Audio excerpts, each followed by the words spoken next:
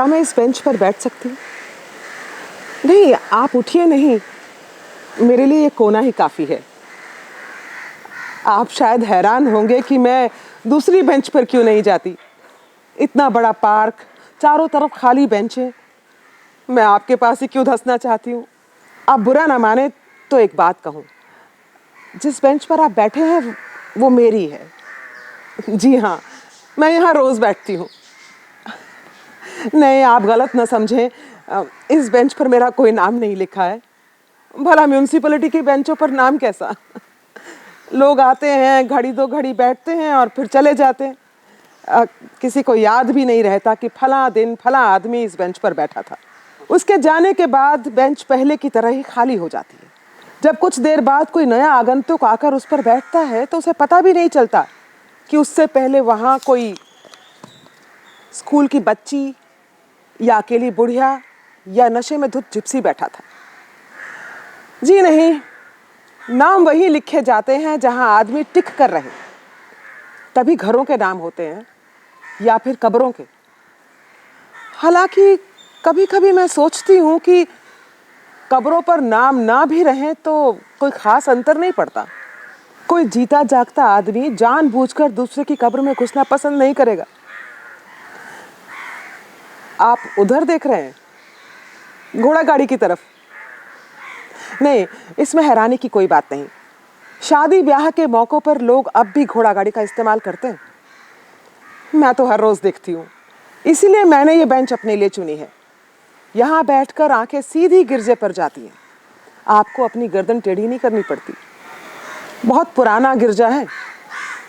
इस गिरजे में शादी करवाना बहुत बड़ा गौरव माना जाता है। लोग 8-10 महीने पहले से अपना नाम दर्ज करवा लेते हैं। वैसे सगाई और शादी के बीच इतना लंबा अंतराल ठीक नहीं। कभी कभी बीच में मनमुटाव हो जाता है और ऐन विवाह के मुहूर्त पर वर वधू में से कोई भी दिखाई नहीं पड़ता।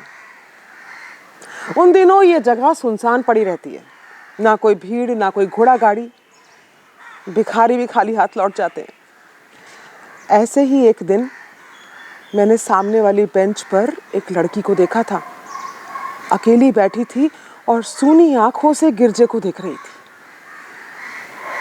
पार्क में यही एक मुश्किल है, इतने खुले में सब अपने अपने में बंद बैठे रहते हैं। आप किसी के पास जाकर सांत्वना के 2 शब्द भी नहीं कह सकते। आप दूसरों को देखते हैं, दूसरे आपको। शायद इससे भी कोई तसल्ली मिलती होगी। यही कारण है अकेले कमरे में जब तकलीफ दुश्वार हो जाती है तो लोग अक्सर बाहर निकल आते हैं, सड़कों पर, पब्लिक पार्क में, किसी पब में। वहां आपको कोई तसल्ली ना भी दे तो भी आपका दुख एक जगह से मुड़कर दूसरी तरफ करवट ले लेता है। इससे तकलीफ का बोझ कम नहीं होता, लेकिन आप उसे कुली के सामान की तरह एक कंधे से उठाकर दूसरे कंधे पर रख लेते हैं। ये क्या कम राहत है? मैं तो ऐसा ही करती हूँ। सुबह से ही अपने कमरे से बाहर निकल आती हूँ। नहीं नहीं, आप गलत न समझें, मुझे कोई तकलीफ नहीं। मैं धूप की खातिर यहाँ आती हूँ। आपने देखा होगा, सारे पार्क में सिर्फ यही एक बेंच है जो पेड़ के नीचे नहीं है। इस बेंच पर एक पत्ता भी नहीं झड़ता। फिर इसका एक बड़ा फायदा ये भी है कि यहाँ से मैं सीधे गिरजे की तरफ देख सकती हूँ। लेकिन शायद ये मैं आपको पहले ही बता चुकी हूँ। आप सचमुच सौभाग्यशाली हैं। पहले ही दिन यहाँ आए और सामने घोड़ा गाड़ी। आप देखते रहिए, कुछ ही देर में गिरजे के सामने छोटी सी भीड़ जमा हो जाएगी। उनमें से ज्यादातर लोग ऐसे होते हैं जो न वर को जानते हैं न वधू को, लेकिन एक झलक पाने के लिए घंटों बाहर खड़े रहते हैं। आपके बारे में मुझे मालूम नहीं, लेकिन कुछ चीजों को देखने की उत्सुकता जीवन भर खत्म नहीं होती। अब देखिए, आप इस पेरेम्बुलेटर के आगे बैठे हैं। पहली इच्छा ये हुई झांक कर भीतर देखूं, जैसे आपका बच्चा औरों से अलग होगा। अलग होता नहीं। इस उम्र के सारे बच्चे एक जैसे ही होते हैं, मुंह में चूसनी दबाए लेटे रहते हैं। फिर भी जब मैं किसी पेरेम्बुलेटर के सामने से गुजरती हूँ तो एक बार भीतर झांकने की जबरदस्त इच्छा होती है। मुझे ये सोचकर काफी हैरानी होती है कि जो चीजें हमेशा एक जैसी रहती है, उनसे ऊबने की बजाय आदमी सबसे ज़्यादा उन्हीं को देखना चाहता है। जैसे प्रेम में लेटे बच्चे, या नवविवाहित जोड़े की घोड़ा गाड़ी, या मुर्दों की अर्थी। आपने देखा होगा, ऐसी चीज़ों के इर्द गिर्द हमेशा भीड़ जमा हो जाती है। अपना बस हो या ना हो, पाँव खुद ब खुद उनके पास खींचे चले जाते हैं। मुझे कभी कभी ये सोचकर बड़ा अचरज होता है कि जो चीज़ें हमें ज़िंदगी को पकड़ने में मदद देती हैं, वे चीज़ें हमारी पकड़ से बाहर हैं। हम ना उनके बारे में कुछ सोच सकते हैं, ना किसी दूसरे को बता सकते हैं। मैं आपसे पूछती हूँ, क्या आप अपने जन्म की घड़ी के बारे में कुछ याद कर सकते हैं, या अपनी मौत के बारे में कुछ बता सकते हैं, या अपने विवाह के अनुभव को हूबहू अपने भीतर दोहरा सकते हैं? आप हंस रहे हैं। नहीं, मेरा मतलब कुछ और था। कौन ऐसा आदमी है जो अपने विवाह के अनुभव को याद नहीं कर सकता? मैंने सुना है कुछ ऐसे देश हैं जहां जब तक लोग नशे में धुत नहीं हो जाते तब तक विवाह का फैसला नहीं लेते, और बाद में उन्हें उसके बारे में कुछ याद नहीं रहता। जी नहीं, मेरा मतलब ऐसे अनुभव से नहीं था। मेरा मतलब था, क्या आप उस क्षण को याद कर सकते हैं जब आप एकाएक ये फैसला कर लेते हैं कि आप अलग न रहकर किसी दूसरे के साथ रहेंगे जिंदगी भर? मेरा मतलब है, क्या आप सही सही उस बिंदु पर अंगुली रख सकते हैं जब आप अपने भीतर के अकेलेपन को थोड़ा सरका कर किसी दूसरे को वहां आने देते हैं? जी हाँ, उसी तरह जैसे कुछ देर पहले आपने थोड़ा सरक कर मुझे बेंच पर आने दिया था, और अब मैं आपसे ऐसे बातें कर रही हूँ मानो आपको बरसों से जानती हूँ। लीजिए, 2-4 सिपाही भी गिरजे के सामने खड़े हो गए। अगर इसी तरह भीड़ जमा होती गई तो आने जाने का रास्ता भी रुक जाएगा। आज तो खैर धूप निकली है, लेकिन सर्दी के दिनों में भी लोग ठिठुरते हुए खड़े रहते हैं। मैं तो बरसों से ये देखती आ रही हूँ। कभी कभी तो ये भ्रम होता है कि 15 साल पहले मेरे विवाह के मौके पर जो लोग जमा हुए थे, वही लोग आज भी हैं। वही घोड़ा गाड़ी, वही इधर उधर घूमते सिपाही, जैसे इस दौरान कुछ भी नहीं बदला हो। जी हाँ, मेरा विवाह भी इसी गिरजे में हुआ था, लेकिन यह मुद्दत पहले की बात है। तब ये सड़क इतनी चौड़ी नहीं थी कि घोड़ा गाड़ी सीधे गिरजे के दरवाजे पर आकर ठहर सके। हमें उसे गली के पिछवाड़े रोक देना पड़ा था, और मैं अपने पिता के साथ पैदल चलकर यहाँ तक आई थी। सड़क के दोनों तरफ लोग खड़े थे और मेरा दिल धुक धुक कर रहा था। कहीं सबके सामने मेरा पाँव ना फिसल पड़े। पता नहीं वे लोग अब कहाँ होंगे जो उस रोज भीड़ में खड़े मुझे देख रहे थे। आप क्या सोचते हैं, अगर उनमें से कोई मुझे आज देखे तो क्या पहचान सकेगा कि बेंच पर बैठी ये अकेली औरत वही लड़की है जो सफेद पोशाक में 15 साल पहले गिरजे की तरफ जा रही थी? सच बताइए, क्या पहचान सकेगा? आदमियों की बात तो मैं नहीं जानती, लेकिन मुझे लगता है कि वो घोड़ा मुझे जरूर पहचान लेगा जो उस दिन हमें खींचकर लाया था। जी हाँ, घोड़ों को देखकर मैं अक्सर हैरान रह जाती हूँ। कभी आपने उनकी आंखों में झांककर देखा? लगता है जैसे वे किसी बहुत ही आत्मीय चीज से अलग हो गए हैं, लेकिन अभी तक अपने अलगाव के आदी नहीं हो सके। इसीलिए वे आदमियों की दुनिया में सबसे अधिक उदास रहते हैं। किसी चीज का आदी ना हो पाना, इससे बड़ा और कोई दुर्भाग्य नहीं। वे लोग जो आखिर तक आदी नहीं हो पाते, या तो घोड़ों की तरह उदासीन हो जाते हैं, या मेरी तरह धूप के एक टुकड़े की खोज में एक बेंच से दूसरी बेंच का चक्कर लगाते रहते हैं। क्या कहा आपने? नहीं, आपने शायद मुझे गलत समझ लिया। मेरा कोई बच्चा नहीं, ये मेरा सौभाग्य है। बच्चा होता तो शायद मैं कभी अलग ही नहीं हो पाती। आपने देखा होगा, आदमी औरत में प्यार ना भी रहे तो बच्चे की खातिर एक दूसरे के साथ जुड़े रहते हैं। मेरे साथ ऐसी रुकावट कभी नहीं रही। इस लिहाज से मैं बहुत सुखी हूँ। अगर सुख का मतलब है कि हम अपने अकेलेपन को खुद चुन सकें, लेकिन चुनना एक बात है और आदी हो सकना बिल्कुल दूसरी बात। जब शाम को धूप मिटने लगती है तो मैं अपने कमरे में चली जाती हूँ, लेकिन जाने से पहले मैं कुछ देर उस पब में जरूर बैठती हूँ जहां वो मेरी प्रतीक्षा किया करता था। जानते हैं उस पब का नाम? बोनापार्ट। जी हाँ, कहते हैं जब नेपोलियन पहली बार इस शहर में आया था तो उसी पब में बैठा था। लेकिन उन दिनों मुझे इसका कुछ पता नहीं था। जब पहली बार उसने मुझसे कहा कि हम बोनापार्ट के सामने मिलेंगे, तो मैं सारी शाम शहर के दूसरे सिरे पर खड़ी रही जहां नेपोलियन घोड़े पर बैठा है। आपने कभी अपनी पहली डेट इस तरह गुजारी है कि आप सारी शाम पब के सामने खड़े रहे और आपकी मंगेतर पब्लिक स्टैचू के नीचे? बाद में जो उसका शौक था वो मेरी आदत बन गई।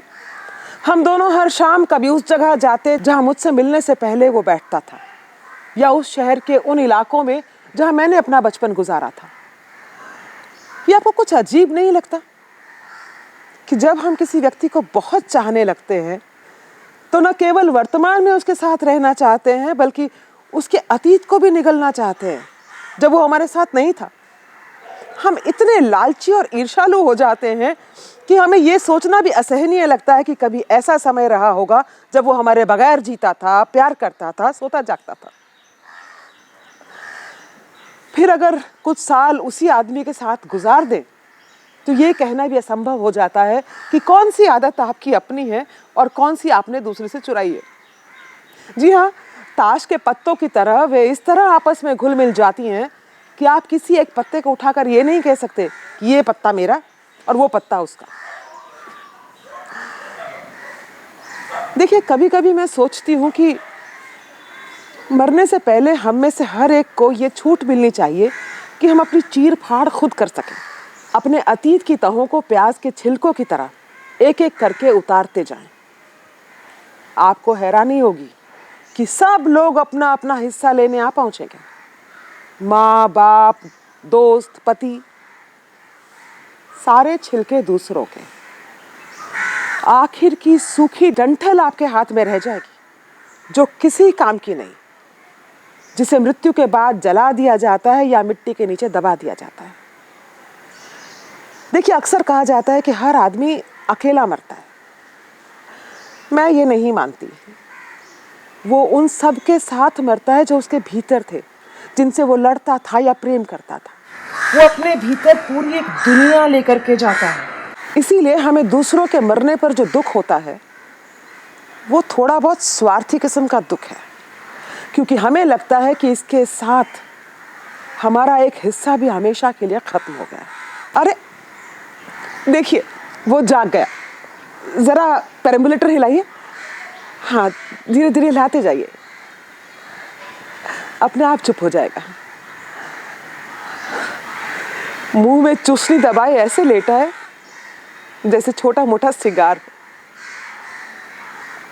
देखिए कैसे ऊपर बादलों की तरफ टुकुर टुकुर देख रहा है। जब मैं छोटी थी तब लकड़ी लेकर बादलों की तरफ इस तरह घुमाती थी जैसे वे मेरे इशारों पर ही आकाश में चल रहे हैं। आप क्या सोचते हैं, बच्चे इस उम्र में जो कुछ देखते हैं या सुनते हैं वो क्या बाद में उन्हें याद रहता है? रहता जरूर होगा। कोई आवाज, कोई झलक या कोई आहट जिसे बड़े होकर हम उम्र के जाले में खो देते हैं। लेकिन किसी अनजाने मौके पर जरा सा इशारा पाते ही हमें लगता है कि इस आवाज को कहीं हमने सुना है, ये घटना या ऐसी कोई घटना पहले कभी हुई है। और फिर उसके साथ साथ बहुत सी चीजें अपने आप खुलने लगती हैं जो हमारे भीतर अरसे से जमा थी, लेकिन रोजमर्रा की दौड़ धूप में जिनकी तरफ हमारा ध्यान जाता नहीं, लेकिन वे वहां हैं, घात लगाए कोने में खड़ी रहती हैं मौके की तलाश में। और फिर किसी घड़ी सड़क पर चलते हुए या ट्राम की प्रतीक्षा करते हुए या रात को सोने और जागने के बीच वे अचानक आपको पकड़ लेती हैं। और तब आप कितना भी हाथ पांव क्यों ना मारें, कितना ही क्यों ना छटपटाएं, वे आपको छोड़ती नहीं। मेरे साथ एक रात ऐसा ही हुआ था। हम दोनों सो रहे थे और तब मुझे एक अजीब सा खटका सुनाई दिया, बिल्कुल वैसे ही जैसे बचपन में मैं अपने अकेले कमरे में हड़बड़ा कर जाग उठती थी और सहसा ये भ्रम होता था कि दूसरे कमरे में माँ और बाबू नहीं है, और मुझे लगता था कि अब मैं उन्हें कभी देख नहीं सकूंगी, और तब मैं चीखने लगती थी। लेकिन उस रात मैं चीखी चिल्लाई नहीं, बिस्तर से उठकर देरी तक आई, दरवाज़ा खोलकर बाहर झाँका, बाहर कोई न था। वापस लौटकर उसकी तरफ देखा, वो दीवार की तरफ मुंह मोड़कर सो रहा था जैसे वो हर रात सोता था। उसे कुछ भी सुनाई नहीं दिया था। तब मुझे पता चला कि वो खटका कहीं बाहर नहीं, मेरे भीतर हुआ था।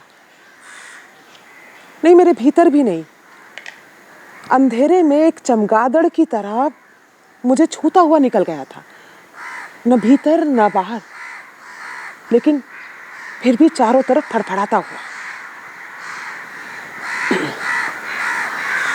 मैं पलंग पर आकर बैठ गई जहां वो लेटा था और धीरे धीरे उसकी देह को छूने लगी, उसकी देह के उन सभी कोनों को छूने लगी जो एक ज़माने में मुझे तसल्ली देते थे। मुझे ये अजीब लगा कि मैं उसे छू रही हूँ और मेरे हाथ खाली के खाली वापस लौट आते। बरसों पहले की गूंज जो उसके अंगों से निकलकर मेरी आत्मा में बस जाती थी, अब कहीं नहीं थी। मैं उसी तरह उसकी देह को टोह रही थी जैसे कुछ लोग पुराने खंडहरों पर अपना नाम खोजते हैं जो मुद्दत पहले उन्होंने दीवारों पर लिखे थे। लेकिन मेरा नाम वहां कहीं नहीं था। कुछ और निशान थे जिन्हें मैंने पहले कभी नहीं देखा था, जिनका मुझसे दूर का भी वास्ता न था। मैं रात भर उसके सिरहाने बैठी रही और मेरे हाथ मुर्दा होकर उसकी देह पर पड़े रहे। मुझे यह भयानक सा लगा कि हम दोनों के बीच जो खालीपन आ गया था वो मैं किसी से कह नहीं सकती। जी हाँ, अपने वकील से भी नहीं, जिसे मैं अरसे से जानती थी। वे समझे मैं सठिया गई हूँ। कैसा खटका? क्या मेरा पति किसी दूसरी औरत के साथ जाता है? क्या वो मेरे प्रति क्रूर था? जी हाँ, उसने प्रश्नों की झड़ी लगा दी और मैं थी कि एक इडियट की तरह उनका मुंह ताकती रही। और तब मुझे पहली बार पता चला कि अलग होने के लिए कोर्ट कचहरी जाना जरूरी नहीं है। अक्सर लोग कहते हैं कि हम अपना दुख दूसरों के साथ बांटकर हल्के हो जाते हैं। मैं कभी हल्की नहीं होती। जी नहीं, लोग दुख नहीं बांटते, सिर्फ फैसला करते हैं कौन दोषी है और कौन निर्दोष। मुश्किल यह है कि जो एक व्यक्ति आपकी दुखती रग को सही सही पहचान सकता था, उससे आप अलग हो जाते हैं। इसीलिए मैं अपने मोहल्ले को छोड़कर शहर के इस इलाके में आ गई। यहाँ मुझे कोई नहीं जानता। यहाँ मुझे देखकर कोई ये नहीं कहता, देखो ये औरत अपने पति के साथ 8 वर्ष तक रही और फिर अलग हो गई। पहले जब कोई इस तरह की बात करता था तो मैं बीच सड़क पर खड़ी हो जाती थी। इच्छा होती थी लोगों को पकड़कर शुरू से आखिर तक सब कुछ बताऊं। कैसे हम पहली शाम अलग अलग एक दूसरे की प्रतीक्षा करते रहे, वो पब के सामने, मैं मूर्ति के नीचे। कैसे उसने पहली बार मुझे पेड़ के तने से सटाकर चूमा था। कैसे मैंने पहली बार डरते डरते उसके बालों को छुआ था। जी हाँ, मुझे ये लगता था कि जब तक उन्हें मैं ये सब नहीं बता दूंगी तब तक उस रात के बारे में कुछ नहीं कह सकूंगी जब पहली बार मेरे भीतर खटका हुआ था। और बरसों बाद ये इच्छा हुई थी कि मैं दूसरे कमरे में भाग जाऊं जहां मेरे माँ बाप सोते थे, लेकिन वो कमरा खाली था। जी, मैंने कहीं पढ़ा था कि बड़े होने का मतलब है कि अगर आप आधी रात को जाग जाएं और कितना ही क्यों ना चीखें चिल्लाएं, दूसरे कमरे से कोई नहीं आएगा, वो हमेशा खाली रहेगा। देखिए, उस रात के बाद मैं कितनी बड़ी हो गई। लेकिन एक बात मुझे अभी तक समझ नहीं आती। भूचाल या बमबारी की खबरें अखबारों में छपती हैं, दूसरे दिन सबको पता चल जाता है कि जहां बच्चों का स्कूल था वहां खंडहर है, जहां खंडहर थे वहां उड़ती धूल। लेकिन जब लोगों के साथ ऐसा होता है तो किसी को कोई खबर नहीं होती। उस रात के बाद दूसरे दिन मैं सारे शहर में अकेली घूमती रही और किसी ने मेरी तरफ देखा भी नहीं। जब मैं पहली बार इस पार्क में आई थी, इसी बेंच पर बैठी थी जिस पर आप बैठे। और जी हाँ, उस दिन मुझे बहुत आश्चर्य हुआ कि मैं उसी गिरजे के सामने बैठी हूँ जहाँ मेरा विवाह हुआ था। तब सड़क इतनी चौड़ी नहीं थी कि हमारी घोड़ा गाड़ी सीधे गिरजे के सामने आ सके। हम दोनों पैदल चलकर यहाँ आए थे। आप सुन रहे हैं ऑर्गन पर संगीत? देखिए, उन्होंने दरवाजे खोल दिए। संगीत की आवाज यहाँ तक आती है। इसे सुनते ही मुझे पता चल जाता है कि दोनों ने एक दूसरे को चूमा है, अंगूठियों की अदला बदली की है। बस अब थोड़ी सी देर और वे सब बाहर आने वाले हैं। लोगों को अब इतना चैन कहाँ की शांति से खड़े रहें। आप अगर जाकर देखना चाहें तो निश्चिंत होकर जाएं। मैं तो यहाँ बैठी ही हूँ, आपके बच्चे को देखती रहूंगी। क्या क्या कहा आपने? हाँ जी हाँ, शाम होने तक यहीं रहती हूँ, फिर यहाँ सर्दी हो जाती है। दिन भर मैं ये देखती रहती हूँ कि धूप का टुकड़ा किस बेंच पर है, उसी बेंच पर जाकर बैठ जाती हूँ। पार्क का ऐसा कोई भी कोना नहीं जहाँ मैं घड़ी आध घड़ी नहीं बैठती, लेकिन ये बेंच मुझे सबसे अच्छी लगती है।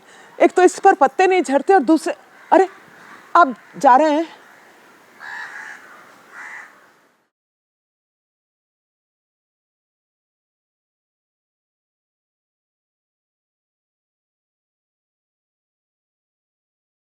अगर आपको हमारा ये वीडियो पसंद आया है तो लाइक और शेयर करें। ऐसे और वीडियोस देखने के लिए सब्सक्राइब करें टू कल्चर कोलाज।